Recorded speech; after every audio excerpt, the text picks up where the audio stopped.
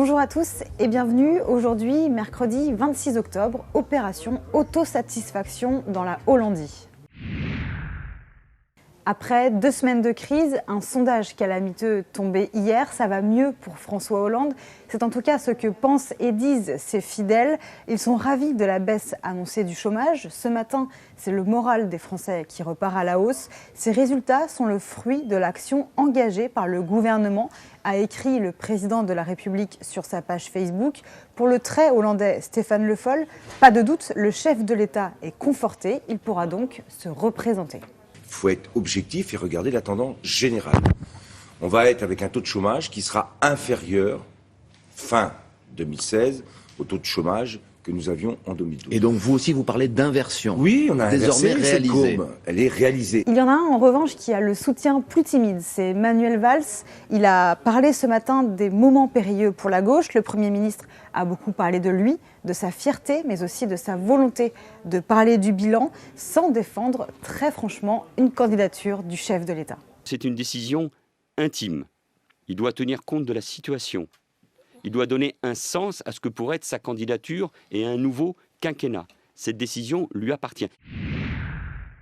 Ambiance fin de règne également à l'Assemblée nationale. Les députés boudent les séances. Le groupe socialiste est désemparé face au gouvernement et à François Hollande.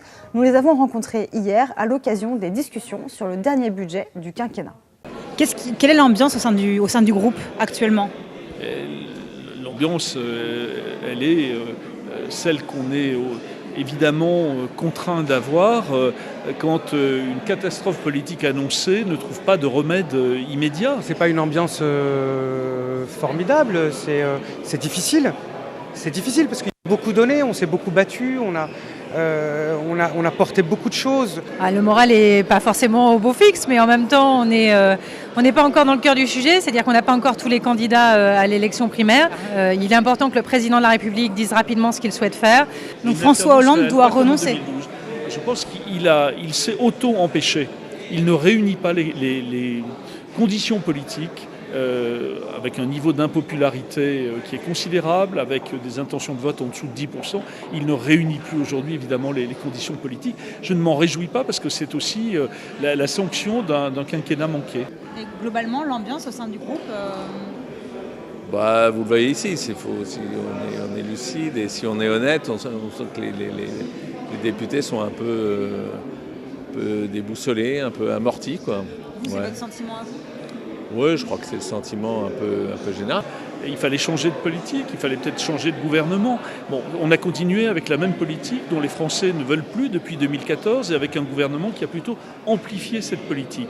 C'est pour ça qu'aujourd'hui, à l'occasion des primaires de la gauche, il faut être capable de tourner cette page-là. Si on continue d'écrire la même page, on va tout droit dans le mur et je pense avec une violence qui sera la violence de la sanction des Français. Donc il est vraiment temps de tourner la page. C'est terrible parce qu'on vit l'ombre du président de la République cache le bilan finalement.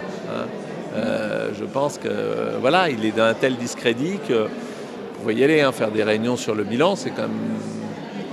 C'est difficile. Et pour c'est la ça notre gauche en situation. général, est-ce que c'est pas déjà perdu pour la présidentielle ? C'est pas gagné en tout cas. La période n'est pas facile, manifestement, mais je pense que nous sommes un peu comme les particuliers qui se disent « quand je me regarde, je me désole et quand je vois les autres, je me console ».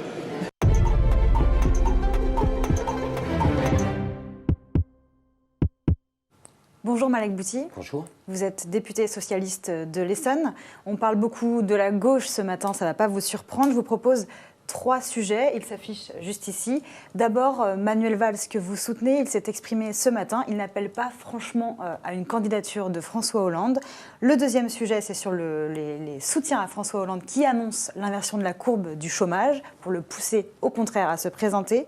Et enfin, ce déjeuner de crise hier à Bercy autour des ministres proches de François Hollande. Tout ça en dit long sur la crise au sein de l'exécutif. Qu'est-ce que vous choisissez comme sujet ? Je vous laisse le choix. J'ai le choix. Absolument. Alors sur Manuel Valls ? Je pense que Manuel Valls doit ne pas tomber dans le piège de la lutte de personnes. La pire chose que puisse faire le Premier ministre, c'est tout d'un coup j'irais dans cette ambiance, dire c'est moi, je pousse les autres, c'est-à-dire aggraver la crise.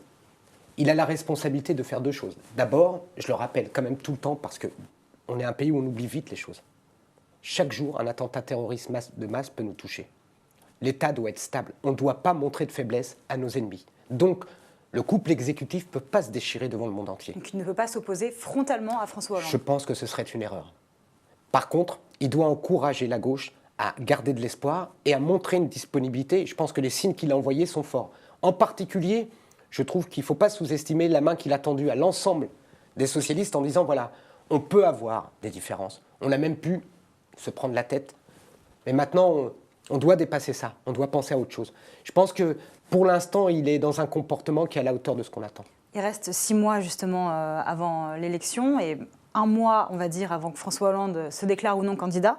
Est-ce que ça ne va pas être compliqué, justement, cette, pas cohabitation, mais ce pôle de l'exécutif entre François Hollande, qui est très affaibli, et Manuel Valls, qui n'attend qu'une chose, c'est de pouvoir y aller? Si vous avez un jour la prétention de diriger notre pays, si vous trouvez que c'est dur de garder du sang-froid face à François Hollande, qu'est-ce que ce sera si vous êtes face à Poutine dans une crise? Bon, donc c'est pas très difficile, c'est un moment un peu compliqué, mais je pense que une stature d'homme d'État, c'est ça. C'est-à-dire ne pas confondre à un moment tout ce qu'on vous dit, tout ce que vous pouvez ressentir et le sens de vos responsabilités. J'aimerais pas que le Premier ministre, chaque matin, se lève en pensant à sa candidature. Je préfère qu'il se lève en pensant à notre sécurité, à notre pays. Justement, vous le connaissez bien. Est-ce qu'il a changé? Est-ce que vous avez analysé un changement, ne serait-ce que dans les mots, et dans le discours et dans l'attitude de Manuel Valls? Ouais, je le trouve plus détendu qu'avant. Plus détendu? Ouais. Moi, je le trouvais, comme beaucoup de gens, un peu crispé, vraiment ayant tout sur ses épaules. Je trouve que, quelque part, l'histoire est en train de lui rendre un peu justice. On se rend compte que beaucoup de choses qu'on lui a prêtées ne sont pas de lui. À partir du moment où le président a commis ce livre de confession, on voit bien que si quelque chose a dysfonctionné, c'est tout en haut. Ce n'est pas au deuxième étage. Dernière question de Malek Bouti, une de ses faiblesses, Emmanuel Valls, c'est peut-être ses troupes au Parti socialiste. On sait qu'il n'a pas énormément de soutien et vous êtes député, vous avez donc tous les jours vous avez contact avec vos collègues du groupe socialiste. Quelle est l'ambiance? On sait qu'à la réunion de groupe, Claude Barthelone a eu des mots assez forts. Quel est votre sentiment? Mon sentiment, c'est que l'époque où le Parti socialiste était divisé en clans et en courants est révolue. La réalité, c'est que le temps passant, un certain nombre d'anciens ténors étant partis, une histoire étant partie, vous avez aujourd'hui un parti socialiste où il y a encore des courants d'idées, il y a encore des gens qui ont des points de vue différents. Mais globalement, aujourd'hui, il y a une peur qui est en train de se diffuser à la base, la peur de disparaître politiquement. Et en fait, il n'y a plus les mêmes a priori qu'avant. On ne se dit pas « Ah oui, mais lui, en 1976, en 78, en 82 ». Je veux dire, le passé, c'est le passé. Il y a une nouvelle génération, y compris dans ceux qui sont aujourd'hui candidats à la primaire, d'ores et déjà, qui doit apprendre à couper les fils du passé pour construire notre avenir. Et sur cet avenir-là, Manuel Valls, ce n'est pas quelqu'un qui est en concurrence avec les autres, mais qui peut aider une génération à prendre ses responsabilités. Merci beaucoup, Malek Bouti. Merci à vous. Jean-François Copé est aujourd'hui à Bordeaux. Il visitera notamment la Cité du Vin. Nathalie Kosciusko-Morizet animera une conférence sur la jeunesse à l'université Paris-Dauphine.